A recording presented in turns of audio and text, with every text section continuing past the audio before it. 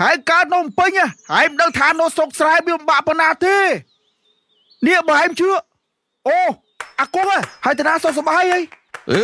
អាផ្លោអើយដឹកណាអូបានទៅនំពេញលេងមកលេងស្រុកស្រែ100អីអានេះស្អុយអាចណាស្អុយគេជួយឯងតោប្រឡាក់អាចណាស្អុយម៉ែបានទេបង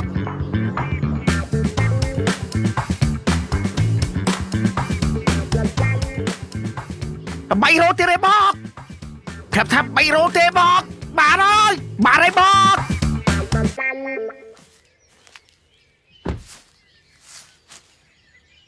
ចប់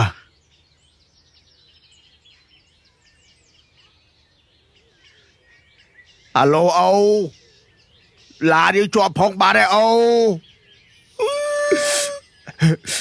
ខ្ញុំមិនចេះដាក់លេខកាប់បតាទេអូបានចឹងចាប់ឲ្យបង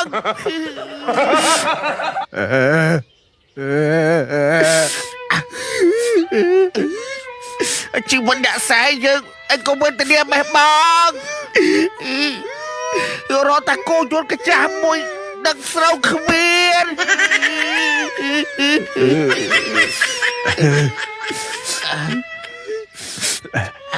តើមិនសិនតើបៅថ្ងៃណាមួយយើងមានលុយតែគោយន្តដឹកស្រូវគេស្រែយើងមាន5ហាត់ហើយគោយន្តមួយដឹកមិនអស់បងតើមិនសិនតើអូនឲ្យតែមានមួយប្រើសិនទៅធ្វើមិនយើងវាអត់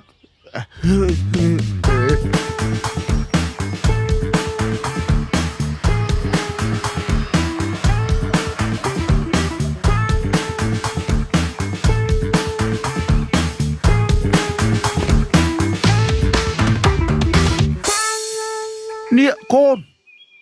ហ្នឹងស្រែហ្នឹងពីមុនស្រែប៉ាហេចុះឡូប៉ាលក់គេបាត់ហើយ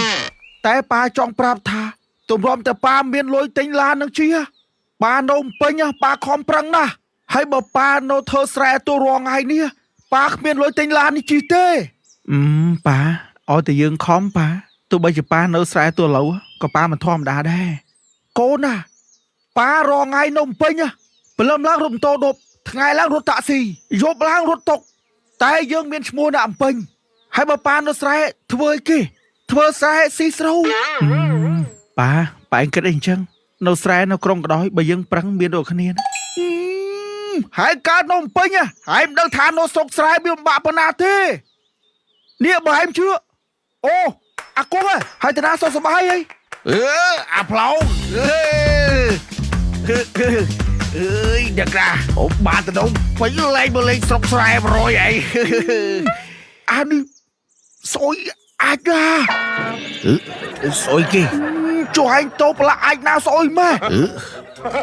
មានប្រឡាក់អាចណាស្អុយហើយបាយនិយាយដាក់គាត់អីចឹងបើចឹងអូគ្នាសុំតួគ្នាវាដឹកហើយតោពេញ20ឆ្នាំដែរចូលស្រុកសោះ